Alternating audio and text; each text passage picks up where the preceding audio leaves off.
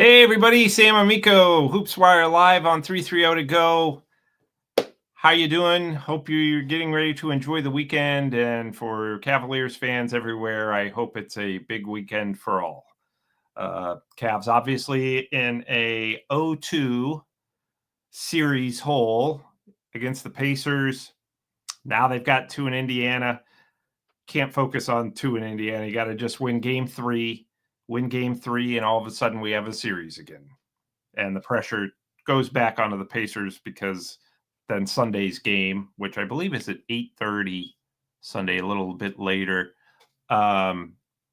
becomes that much more magnified for Indiana. And we'll see how they do with pressure. It sounds like, from the sounds of things, if you're watching this live, the Cavs are optimistic that Darius Garland, Evan Mobley, and DeAndre Hunter will play. All 3 took part in shoot-around. Darius Garland with the sprained toe.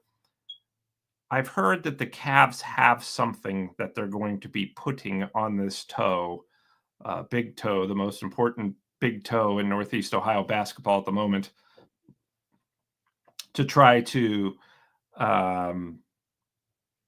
make the pain a little less if they can. He's still in pain, but at shoot-around looked okay. That doesn't tell us much because shoot around obviously is just putting up shots, but you're moving around a bit, and it looks like a good sign. Without the Cavs coming out and saying that these 3 are playing, usually guys that are at shoot around, unless it's just a situation where they're just in so much pain after shoot around, generally that's a good sign. And obviously the Cavs could really use them. Game 1, I felt like, well, that was kind of an aberration. The Cavs, I had predicted before the series that the Cavs would lose game 1 and then win in 6. Well, now their only option is to win in 6 or 7. They've got to win 4 straight. They've got to win 4 before the Pacers win 2. So how they go about that, be a lot easier if you win game 3, theoretically be a lot easier if you have your all-star point guard, your all-star power forward, and your key trade deadline acquisition in DeAndre Hunter all in the lineup. And even if those guys aren't 100%, they can still play to the point where it gives the guys who are 100% or close to it, gives them an opportunity for a breather, which I think that's what cost them game 2, was the Cavs been relying on depth all year, and you're without 3 huge pieces. And I think they just got gassed at the end, and we saw the mental errors, the failure to box out on that final possession, the turnover off the inbounds pass. They were really struggling to get the ball up the floor. Those are all things like I've got nothing left kind of mistakes. Not to make excuses, but that's reality. If you don't have the energy because you've been going hard all game, and the Pacers meanwhile are playing 10 guys, it's tough. It's tough, and guys are in unfamiliar roles. Ty Jerome is used to coming off the bench. Well, he started that game, and I think that threw his rhythm off, right? I mean, 1 of 14 shooting. I have said since that game, and obviously this isn't on one person, but if Ty Jerome, instead of 1 of 14 shooting, goes 3 of 14, the Cavs win that game. There are a couple of other things that cost them that game. And it's very unfortunate because being tied 1-1 and going to Indiana is a lot different than being down 0-2 and going to Indiana. But, as a GM of another team told me when the Cavs went down 0-2 yesterday, he said, this is why guys are signed to big contracts. This is what's known as money time, right? We're not necessarily paying them what we're paying them for the regular season. We're paying them what we're paying them for now. This is when it matters. This is when you go out and earn your money. Now, I had a story on hoopswire.com, I think yesterday, of 5 teams in NBA history. It doesn't happen very often. fact, I'll get to the stats in a second, but 5 teams in NBA history have overcome an 0-2 deficit when losing the first 2 games at home. The most recent, I believe, was 2021 when the Clippers lost their first 2 games at home against the Luka Doncic at the time led Dallas Mavericks. And then they went to Dallas and won 2 games. And I believe the Clippers won that game, won in game 7. Nobody won at home in that series until the Clippers won game 7. So I think the Clippers lost game 5 in Los Angeles and then went to Dallas for game 6, a game that Dallas could have won to close it out. And the Clippers won there, and then they came back home, and finally somebody in that series won at home. It's happened, it happened in, I believe the first one was 1968-69. Los Angeles Lakers of Wilt Chamberlain, Jerry West, I believe Elgin Baylor was on that team, lost to what was at the time called the San Francisco Warriors, lost the first 2 games at home to the Warriors, then came back and won 4 straight. I certainly think the Cavs are capable of winning 4 straight. They don't have to win 4 straight, but I think they're capable of that if they have all their players. I don't even think, look, the biggest problem to me in that game against the Pacers wasn't a couple of missed calls here and there. When you're up 20 points, it comes down to more than missed calls. I think they got tired. They made too many mistakes. The Pacers upped their level of, just being more physical in the fourth quarter to see what they could get away with. And the Cavs really struggled to get the ball up the floor.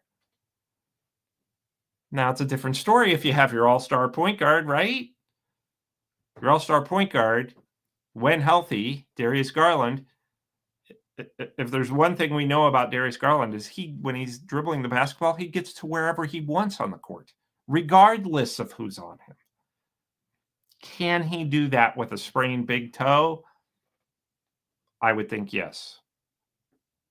I would think that, if he's well enough to play, he'll be good enough to get past the Pacers' physical defense in the fourth quarter.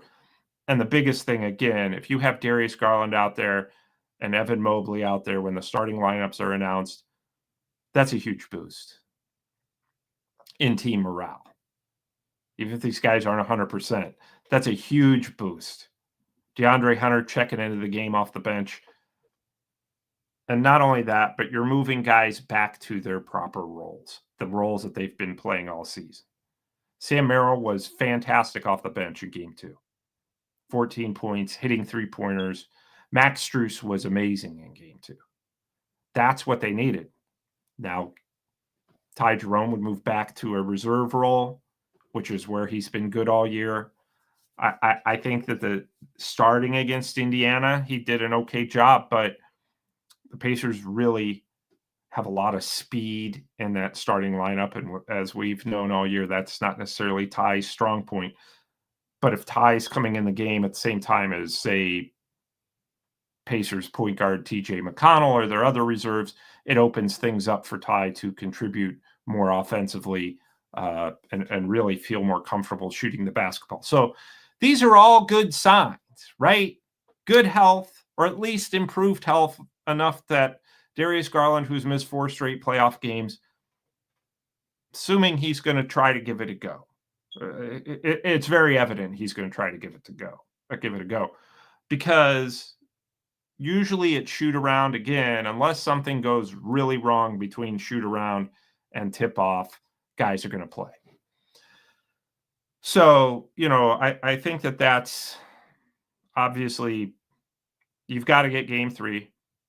I think 160 times teams have gone down 3-0 in the NBA playoffs and have not come back to win. Ever. Now, it's going to happen. Boston Red Sox did it in what was it, 2003 or 4 against New York Yankees. We're down 3-0, came back to win that series when it never happened. I know it's happened in the NHL. So, it's less than ideal. But as we've seen during the regular season, when healthy, the Cavs are capable of winning 15 straight games, 12 straight games later, 16 straight games later. They have the capability of putting on these avalanches and going on these runs.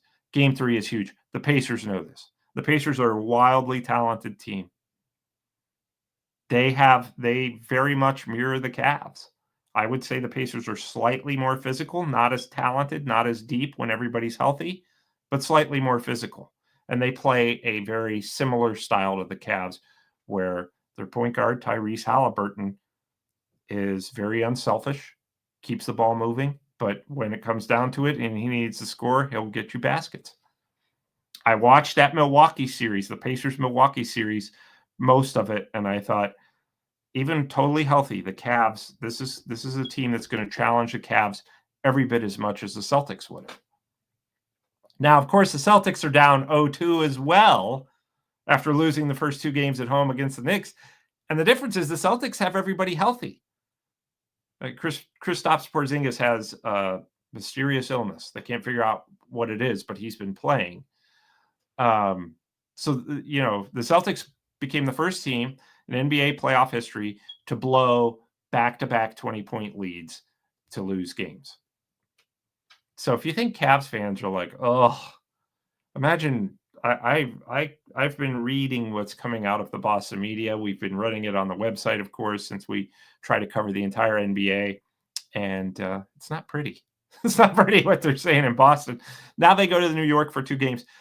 This was the first time in NBA history, a couple of firsts here. And this is why I think the Cavs have hope based on these trends. And it sounds crazy, but let's start with the stats. The first time in NBA history that road teams in the second round, or ever in any round, after 6 games, the road teams were 6-0. That's including the Western Conference, which the Nuggets and the Timberwolves, or Nuggets and Thunder, are included in that, and the Timberwolves and Warriors are included in that. So, first time in NBA history that the road teams in any round were 6-0. The Thunder broke that the other night with a win over the Nuggets, and then the Timberwolves last night beat the Warriors. So that's the first step. Here's the second one. Let's take a look at our board.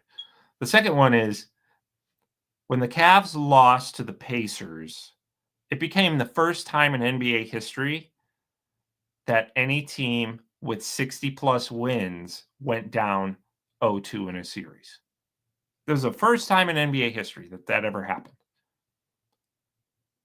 A night later, the Celtics lose to the Knicks, and it happens again. Cavs, of course, won 64 games. The Celtics won 61. So both teams, wrong side of history, but became the first 2 teams to have 60 wins and go down in a series 0-2. There have been 5 20-point deficits in these playoffs already, where teams were down 20 and came back to win. That's happened 5 times. The Pacers have done it twice, once to the Bucks, once to the Cavs. The Celtics are on the losing end of that. It's happened to them twice. It also happened to them at the end of the regular season. So these playoffs have been crazy. And I think the Cavs I think the Cavs will still win this series if they win Friday night. I'm not going to pick them to win if they're down 3-0 and they have to win 4 games to the Pacers 1. But if they win Friday night, I think the Cavs will come back and win this series.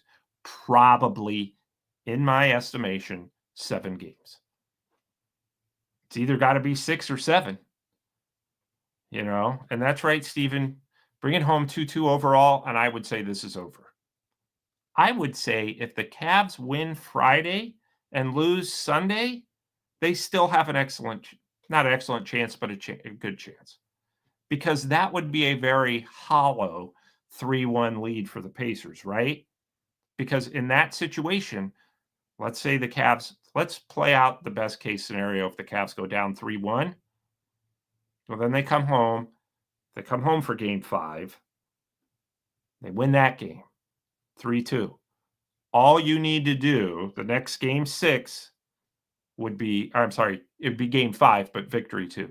All you need to do is go get one in Indiana. You can go get that game 6 in Indiana down 3-2. Then you get game 7 at home. And you have all the momentum and all the pressures on the Pacers. And they're not supposed to win that game, So it doesn't guarantee anything. I'm just saying I'm not writing the Cavs off if they're down 3-1. I'm not going to write them off if they're down 3-0, but nobody's ever done it. No one.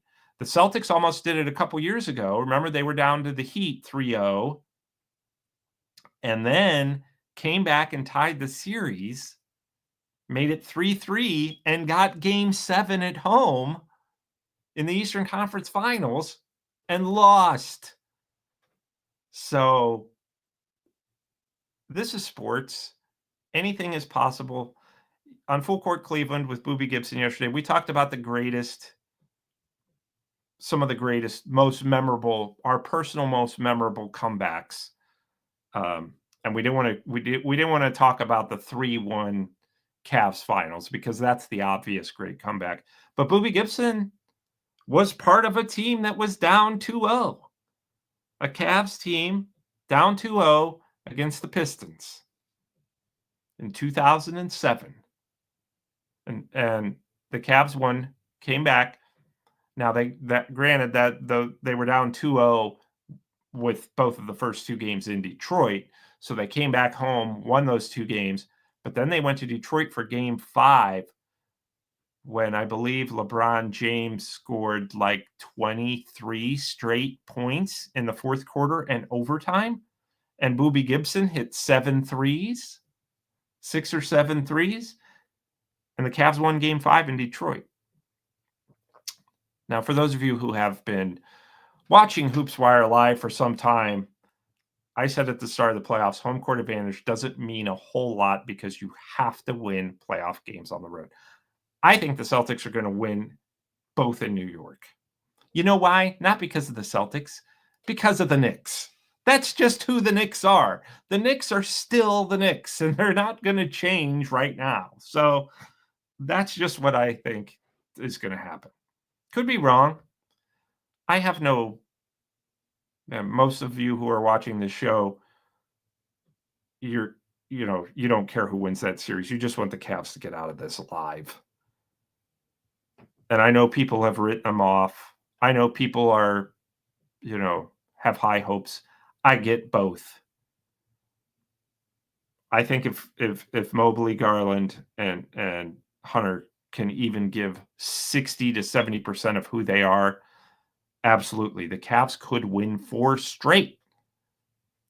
But, Sam Merrill and Scott is absolutely right. That's the team.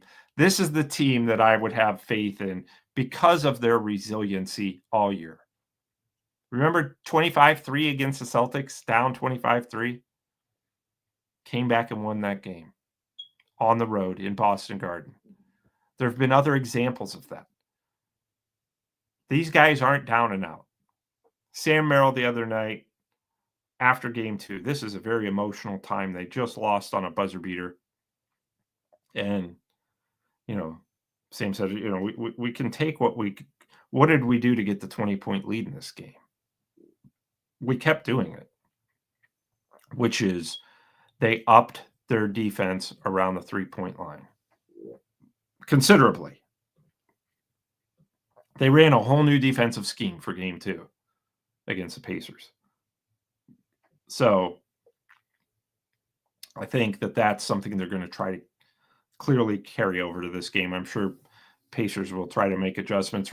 Rick Carlisle's obviously an excellent coach. He's also a former NBA Coach of the Year like Kenny Atkinson. Rick Carlisle also has won a championship, beating the LeBron James Heat when he was in Dallas, when Rick Carlisle was a coach of the Dallas Mavericks. So, he's an excellent coach. He has said the other day when he got wind of what Kenny Atkinson was talking about, the physicality, we've heard that the series, people are just getting away with a lot. Rick Carlisle said, Those are absolutely positively fair comments from Kenny Atkinson. That's the refs are without question letting everybody get away with more.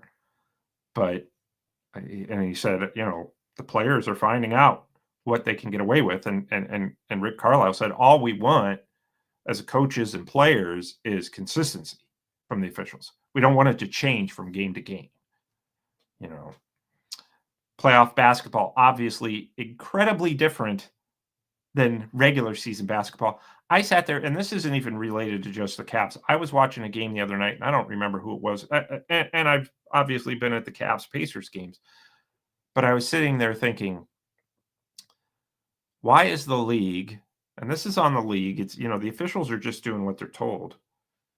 Granted, they blow some calls from time to time, as we've seen in Game 2 of the Cavs-Pacers. But why are they...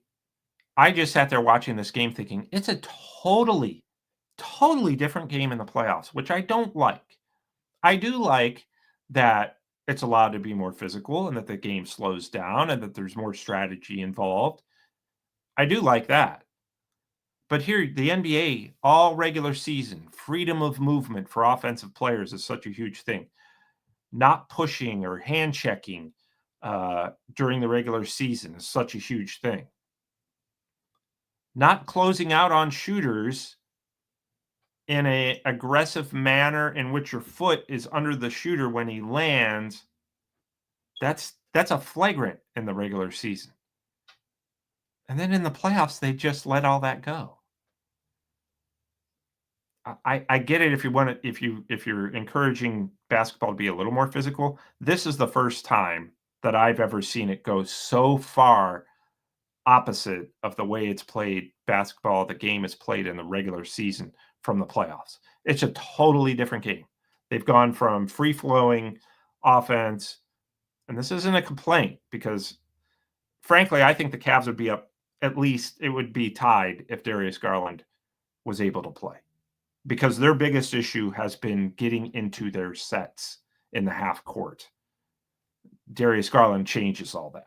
A healthy Darius Garland is getting them into their sets and getting to where he needs to go on the court, creating opportunities for others. And, nothing against Max Strus or Ty Jerome or even Donovan Mitchell, these other guys, Sam Merrill, who are forced to bring the ball up the floor. That's not what they've been doing all year. That's not what they're used to. Ty Jerome has, but not against, starters and guys who are allowed to push and shove them. Push and shove Darius Garland and it doesn't get called, that's fine. He's still going to get where he needs to go. So my point is, I've just noticed that. I don't know if you've noticed that. It's been a huge difference. And it usually is a difference between regular season and playoff basketball. But in, 20 plus years of covering the NBA, I've never seen it like this. And more years than that following, where it's just like, guys, let them play, let the players play. But at the same time, we're getting too far away from what you allow in the regular season. If you want to do this all regular season or something close to it, I'm fine with that. But if you want it to be, you can't go from regular season being like the old school ABA where everybody's scoring 140 points or 130 points to playoff basketball where every possession is, let's see how many fouls we can get away with. Oh, quite a few, So I just think the difference has been too big. So with that in mind, all that matters, I know that everybody who loves pro basketball in Cleveland, it's been such a fantastic year overall. You win 64 games, you come into the playoffs, you sweep the Heat, you win 37 or by 37 points in Miami, you win by 55 points in Miami. And I'm going to stop myself right there because that is my personal greatest hope for the Cavs. They are a good road team. In the first round, they played far and away their best basketball where? On the road. Granted, different animal, Miami Heat and Indiana Pacers. But the Indiana Pacers, when fully healthy, are not as good as the Cavs when fully healthy. They're just not. I've been watching NBA basketball a long time. Pacers close. So the Cavs, I mean, this isn't going to be easy, but I think they can win on the road. I'm not even concerning myself with Game 4. Sam Merrill said that. That's what he said the other night. Look, we can't think about Game 2. We can learn from it. Just hope that we, don't get tired and make those mental lapses at the end. We can think, well, we can't think about games 4, 5, or 6 if there are any. We just have to go out, focus on Game 3, just win one first. Win one. And then we can worry about everything else. But, going into Indiana, I'm not even sure what their arena is called anymore. I think it's Bainbridge Fieldhouse, Gainbridge. It used to be Conseco. It was Market Square Arena before that. If you're going to keep changing your name, I'm not going to keep remembering it. Unless, we're super tight. And I'm not really tight with the Pacers. So I think that's the key. Obviously, you've got to get Game 3. And I won't write the Cavs off if they lose Game 3, but I'll come pretty close. I mean, I always used to say they should play best of 7, or if somebody goes up 3-0, then end the series, because no one's ever come back from that. But as I've said, and I truly believe this, and if it's the case this year, so be it. Somebody at some point is going to overcome that 3-0 deficit in the playoffs. I hope that's not the route the Cavs have to go, but, it's going to be done. But the key is don't even put yourself in that position. 3-1 after going down 0-2 and getting a game, and then if you were to lose Game 4, that happens a lot, going down 3-1 after you get Game 3 and coming back to win a series. I won't say a lot, but it's happened enough, and we've seen it in Cleveland to win a championship in 2016. 3-1 is not insurmountable. And the Cavs in 2016, if you remember, didn't have home court advantage in the finals. They won Game 7 on the road. These Cavs would be set up for a much better situation should they go down 3-1, get Game 5 in Cleveland, go win 1 in Indiana, come back for Game 7. These are all different scenarios. I hope by tomorrow morning it's 2-1. Well, by 10 o'clock tonight, it's 2-1. And if it is, I can promise you this, it's a series. It will be a series 2-1, regardless of what happens in Game 4. Theoretically, the Cavs win both. And they won't think this way, but I will. I'll say it's over in favor of the Cavs. If they win both games in Indiana, they've got all the momentum coming back home. But this is going to be a battle. This is their toughest test of the season. They haven't faced anything like this. You lose 2 in a row in the regular season, got 12 games left. So you've got to win 4 now. You've got to win 4 before the Pacers win 2. Doesn't matter how you go about it. That's what has to happen. That's the bottom line. How you go about it doesn't matter. But I think getting their guys back, that's a huge key. And again, who knows how well they're going to be able to play. Evan Mobley stayed in the game after his ankle injury the other night, which I believe is a high ankle sprain, which usually means 4 weeks. But when he stayed in the game and played in it after suffering that injury in Game 1, and he took 1 shot after that injury and missed it. So he didn't score after that. how impactful, how effective he will be. Here's my thought. At the very least, if you can give us 20 minutes so that other guys can get a rest. The other night they had Jared Allen in there with 4 guards. That's how they played most of the night. It was like Max Strus, was like the power forward. So, if you can give, instead of Max Strus going in and playing 20 minutes at power forward, if Evan Mobley can give Max Strus a 20-minute rest, that's where this worst case scenario, where these guys are just available bodies. Your all-stars are limited to available bodies. People are, panicked and panic, good reason, anxiety, good reason. But, somebody asked me, you think Kenny Atkinson's being out-coached? I was like, okay, here, let me ask you something. Would you say Rick Carlisle's being out-coached if the Pacers didn't have Tyrese Halliburton, Miles Turner, and Pascal Siakam? Or not even that, just Tyrese Halliburton and Siakam. Their point guard and their power forward, who just happen to be their 2 best players. Now, obviously, the Cavs also have Donovan Mitchell, so it's not the same way for the Cavs, but I'm just saying, if the Pacers were missing 2 of their top players and the Cavs were up 2-0, would you think that Kenny Atkinson's... It would be an unfair fight. So, no, Kenny Atkinson, I thought, was excellent in Game 2. People are like, well, he should have. And he has said, I have one regret. Not regret. He doesn't talk like Elmer Fudd like I do.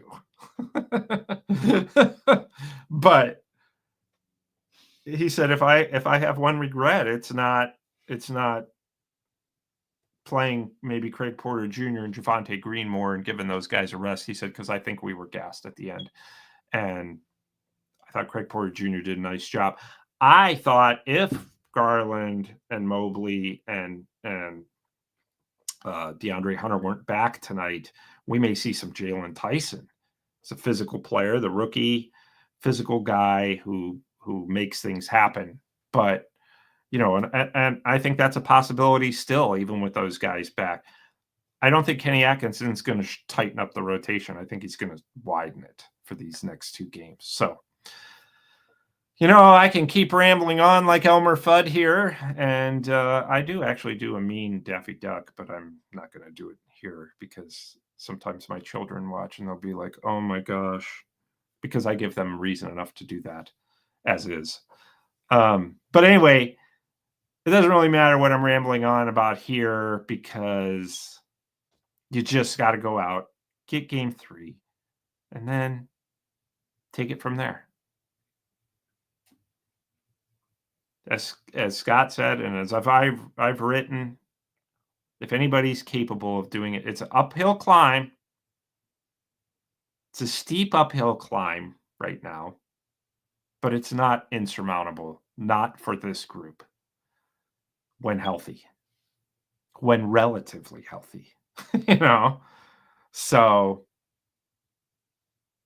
I'm still going to believe until the series is over, even if they went down 3-0. And I'm going to quit saying that because I don't want to speak it into existence. But I'm still going to believe because of this group and the way that they've approached this season. They're certainly capable of winning 4. It's funny how it's interesting to me how everybody I know who's a Cavs fan is saying, oh, I don't know. I mean, you think they could do it? I don't think they could. But yet they're like, oh, the Celtics are going to overcome 2-0 and beat the Knicks. I'm just like, the Knicks are a better team than the Pacers. So, but you know what it is? It's Cleveland. It's our 3-3-0 to go, 2-1-6 fear that we've lived with for most of our life, and with good reason. So, I think this Cavs team is going to turn that on change all that, come back, keep the storybook season going, and get into the Eastern Conference Finals. That's my final thought for the week. It's going to be positive. So, next week, we'll have had at least all the way to Game 5. assuming the Cavs get one in Indianapolis, all the way to Game 5. And we will talk to you then. So thanks so much for joining. We'll see you next week.